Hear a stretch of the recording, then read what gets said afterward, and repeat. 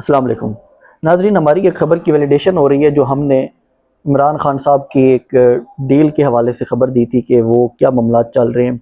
उसका हम बाद में बताएंगे, लेकिन पहले मैं आपको इंटरनेशनल जो न्यूज़ हैं उसके हवाले से बताता हूँ जो ईरान की ये जंगी सूरत हाल कहाँ तक पहुँची है। तो उसमें सबसे पहले मैं आपको बताऊँ कि जो एक बहुत बड़ा ख़तरा शो किया जा रहा है कि ईरान के साथ एक नई फॉल्स फ्लैग की प्लानिंग की कोशिश की जा रही है।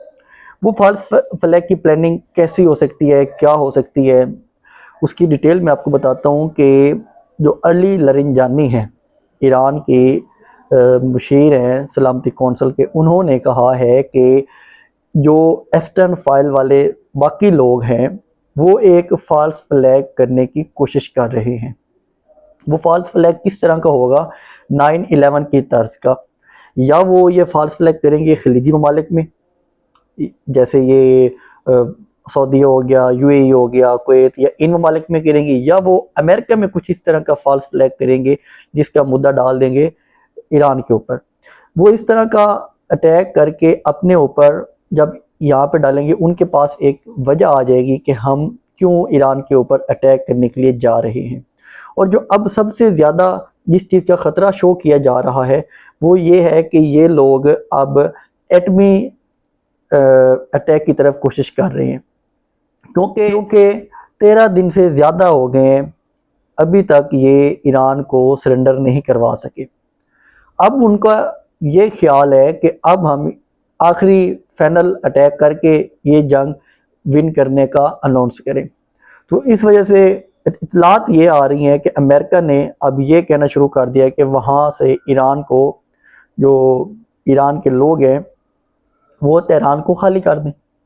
अब ये वहाँ पे एक फॉल्स फ्लैग या एटमी अटैक करने की कोशिश में हैं, जो कि एक बहुत ख़तरनाक सिचुएशन होगी तमाम ममालिक के लिए। उसके उसके अलावा जो ईरान में एक नई चीज़ वहाँ पे परेशानी नज़र आ रही है अमेरिका को, क्योंकि जिन लोगों को इन्होंने तैयार किया था ना कि आप लोग इस हुकूमत के ख़िलाफ़ हों, और काफ़ी ज़्यादा चीज़ें उन्होंने इस हुकूमत के ख़िलाफ़ करवाई थी जो ईरान की अभी हुकूमत है, अब वो लोग मायूस होना शुरू हो गए हैं। क्योंकि उनका ये ख्याल था कि जैसे ये अटैक होगा आयतुल्ला खुमनाई को शहीद करेंगे और सब कुछ ख़त्म हो जाएगा। अब उनकी मायूसी बढ़ने लग गई है कि ये जो हमने सोचा था उस तरह तो हुआ ही नहीं है, सारा कुछ उसके उल्ट हो रहा है। ना ईरान सरेंडर कर रहा है, ना वो अब नए हरमज़ को ओपन कर रहा है, ना वो पीछे हट रहा है। तो ये सारी चीज़ें उनकी उल्ट जा रही हैं, तो उन्हें इस चीज़ की काफ़ी परेशानी नज़र आ रही है, क्योंकि हमारा पूरा खित्ते की जंगी सूरत हाल में है, एक मुबहम और बड़ी मुश्किल कंडीशन में है, क्योंकि हम अंदाज़ा नहीं लगा सकते कौन अटैक कर रहा है, कौन अटैक नहीं कर रहा। तो वो कहते हैं कि हमें ख़तरा है कि ये इसराइल जो है इस सूरत हाल से फ़ायदा उठाते हुए वो हमारे अंदर इख्तलाफ पैदा करने की कोशिश कर रहा है, क्योंकि 2 दफ़ा इनके मिसाइल जो हैं ईरान के, उन्होंने नेटो अलाइंस जो है उन्होंने इंटरसेप्ट किए हैं, और काफ़ी ज़्यादा मतलब कि वो नाराज़ भी हुए हैं ईरान पे। लेकिन ईरान ने कहा कि आप इसकी तहकीकात करें, क्योंकि हमें तो नहीं पता कि ये किसने किए हैं अटैक। ईरान का ये मौक़िफ़ आ रहा है, बार बार वो कहते हैं। ईरान ने तो खलीजी ममालिक को भी बोला है, सऊदी अरब को भी बोला है कि आप एक कमेटी बनाएं तहकीकाती, उस पर फिर पता चले कि किसने ये अटैक किए हैं और क्यों अटैक किए हैं। क्योंकि वो कहते हैं, ईरानी जो ऑफिशियल्स हैं वो कहते हैं कि हमने कोई अटैक नहीं किए सऊदी अरब के ऊपर, क्योंकि हमें पाकिस्तान ने गारंटी दी हुई थी कि वहाँ की सरजमीन इस्तेमाल नहीं होगी और ये भी अटैक नहीं करेंगे। तो ये एक पूरी पिक्चर एक गदली हुई पड़ी है, कोई अंदाज़ा नहीं हो रहा कि क्या सच है और क्या झूठ है। क्योंकि जंगों में पहला नुकसान यही होता है कि अवाम को सही पता ही नहीं चलता कि कहाँ से सच है क्या झूठ है। जैसे वो नेतन्याहू की बताया हमने पिछली वीडियो में कि वो उसका कोई अता पता नहीं चल रहा था कि वो जिंदा है, मर गया है किधर नहीं है। अब नेतन्याहू के ऑफिशियल अकाउंट से एक वीडियो रिलीज हो जाती है कि वो नेतन्याहू ही है। अब वो ऑफिशियल वीडियो भी वो रिलीज कर रहे हैं, लेकिन अवाम जो सोशल मीडिया पे है या बाकी जो एनालिसिस हैं, एनालिटिक्स हैं, वो ये कह रहे हैं कि ये अभी भी रियल में नहीं है, अभी भी एआई वीडियो बना के इन्होंने नशर कर दी है। तो इस तरह जंगों की सूरत हाल में कोई भी अंदाज़ा नहीं होता।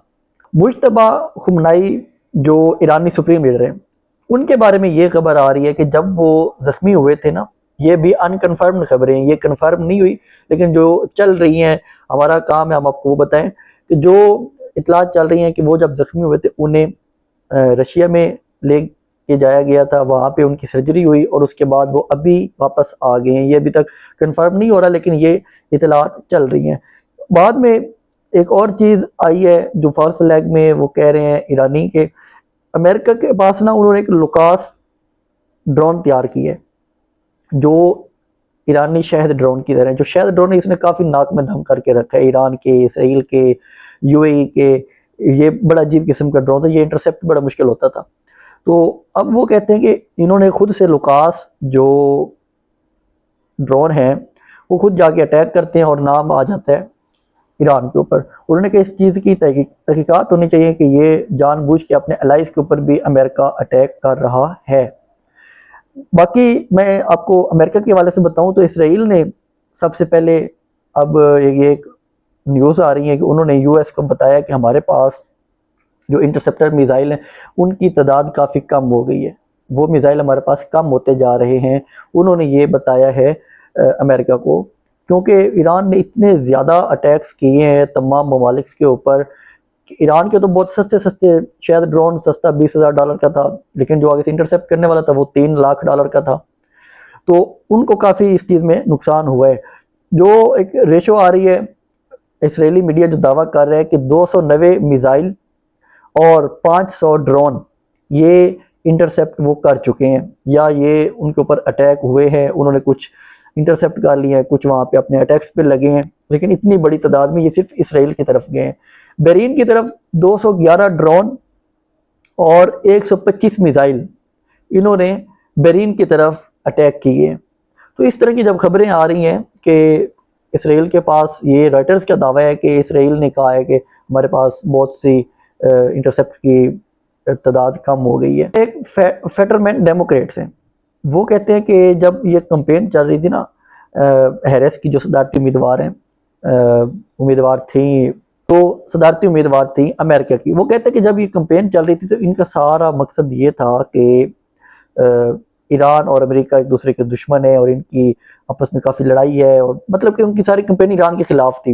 लेकिन अब वो कहते हैं कि क्यों ये ईरान के खिलाफ आके जो डेमोक्रेट्स हैं वो क्यों हमारे साथ खड़े नहीं होते, या उनको खड़ा होना चाहिए अपना रिपब्लिकन के साथ, ट्रंप के साथ। उनका ये मौक़िफ़ है। मतलब कि वहाँ पे खुल्लम खुला डिवाइड मौजूद है अमेरिकन में कि ये जंग क्यों हुई है, इसकी वजह नहीं थी इनके पास, जिस वजह से ये अब पैनिक कर गए हैं और ये अब एटमी साइड पे जाने की कोशिश कर रहे हैं। उसके बाद जो ये इसराइली फ़ौज है उनका एक जनरल मारा गया, उस जनरल का नाम है जनरल रफ़ीम मेलो। वो ईरानी अटैक में मारा गया। ये काफ़ी ज़्यादा मतलब कि उनकी तरफ से एक माइंड सेट था कि जो लगातार एक जंगों के हवाले से कोशिश कर रहा था, और ये उसका राइट हैंड माना जा रहा था इसराइली वज़ीर आज़म का, नेतन्याहू का। अब ये ईरान का मीडिया दावा कर रहा है कि ये उस अटैक में मारे गए हैं। अच्छा, इसराइली बड़ी बहुत तेज़ तरीन कौम है, उनके पास इन्वेंशंस बहुत ज़्यादा हैं, वो टेक्नोलॉजी में बहुत ज़्यादा हैं। ये जो इसकी बात हो रही है नेतन्याहू की, ये बिलीव करना मुश्किल है, क्योंकि वो इतने ज़्यादा उनके पास बंकर्स, मजबूत तरीन बंकर्स हैं, उनमें काफ़ी ज़्यादा उन्होंने उसके ऊपर टेक्नोलॉजी वर्क किया हुआ है कि वहाँ तक मिसाइल्स का पहुँचना बहुत मुश्किल है, क्योंकि वो एटमी मुल्क है, उनके पास हथियार हैं, वो एटमी वार्स लड़ सकते हैं। लेकिन वो देखते हैं कि क्योंकि ईरान कह रहा है कि हमने उसको ख़त्म कर दिया है, या अगर ख़त्म नहीं है तो हम दोबारा कोशिश करेंगे उसको मारने की। अभी तक कोई मुसद्दिक़ा इतलात नहीं आ रही हैं उसके हवाले से। आखिर में मैं आपको बताऊं कि जो डील के हवाले से ख़बरें चल रही थी, हमने पहले भी बताया था कि डील की ख़बरें चल रही हैं, लेकिन खान साहब डील पे नहीं मान रहे।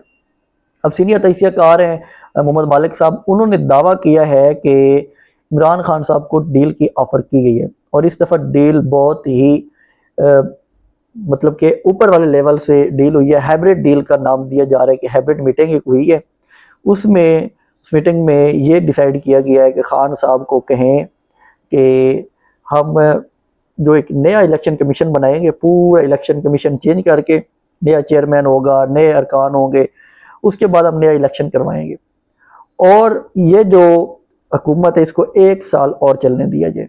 1 साल के बाद आपके उसमें केसेस भी ऐसे ऐसे ख़त्म कर देंगे, आपकी सेहत की तरफ भी चले जाएंगे, उसका भी हो जाएगा सारा कुछ। मतलब 1 साल आप चुप रखें, उसके बाद फिर नए इलेक्शन होंगे और आगे फिर जो भी साफ शफाफ इलेक्शन होंगे तो हम फिर उसमें आप अपना रास्ता बना सकते हैं। लेकिन खान साहब की तरफ से अभी तक वही इनकार है। उन्होंने कहा कि मैं किसी डील पे नहीं मानूंगा। वो खान साहब बार बार कहते हैं कि मेरा मैंडेट चोरी किया गया है, जब तक मेरा मैंडेट नहीं दिया जाता मैं पीछे नहीं हटने वाला। तो अब देखते हैं, ये डील्स की तो काफ़ी दफ़ा ये कोशिश कर चुके हैं, लेकिन अब ये कहना कि ये बहुत हैबिट किस्म की डील की कोशिश कर रहे हैं। पिछले दिनों इतलात आ रही थी, हम कंफर्म नहीं कर पा रहे थे कि जो अमेरिका से कुछ लोग आए थे और वो यहाँ पे डील की कोशिश कर रहे थे, तो वो कंफर्म नहीं हो पा रहा था। तो अभी मोहम्मद मालिक साहब, क्योंकि ये उनके काफ़ी ज़्यादा नज़दीक है हुकूमत के भी और बाकियों के भी, जो फैसला साज है हमारे मुल्क के, उनके काफ़ी ज़्यादा नज़दीक माने जाने वाले हैं। तो इस वजह से ये एक ज़ाहिर किया जा रहा है कि इनकी ये वाली बात काफ़ी हद तक वैलिड भी हो सकती है कि इमरान खान साहब को डील की ऑफ़र की जाए। लेकिन क्या खान साहब इस डील को लेंगे, हमारा नहीं ख्याल। आप अपना भी इज़हार ज़रूर किया करें, बताया करें कि खान साहब इस डील के लिए राज़ी होंगे या नहीं होंगे, कमेंट में मुझे ज़रूर बताना। और अगर ये वाली जो डील करके मामलात बेहतरी की तरफ जा सकते हैं, या ये कहें कि नए इलेक्शन करवाएं, तो नए इलेक्शन में क्या उम्मीद है कि ये वाला जो फॉर्म 47 इन्होंने बनाया था, अगली दफ़ा फॉर्म 45 ही बना लें। क्योंकि जो इन्होंने हरीपुर इलेक्शन में किया था उमर अयूब की सीट पे, उसके बाद तो इनके लिए फॉर्म 45 बनाना ही कोई बात नहीं है। क्योंकि आइन कानून इनके लिए, चीफ जस्टिस जो बैठे हैं वो इनके अपने हैं, सारा कुछ इससे इनका अपना है। तो ये बड़ी एक रिस्क वाली बात है, क्योंकि ये ट्रैप बहुत ज़्यादा करते हैं और खान साहब बार बार कहते हैं कि इनके ट्रैप्स में मैं नहीं आऊँगा। अब देखते हैं कि खान साहब अब इनके ट्रैप में आ सकते हैं या नहीं आ सकते। तो मज़ीद अपडेट्स के लिए हम बाद में आपके साथ हाजिर होंगे। चैनल को सब्सक्राइब ज़रूर करें। अल्लाह हाफिज़।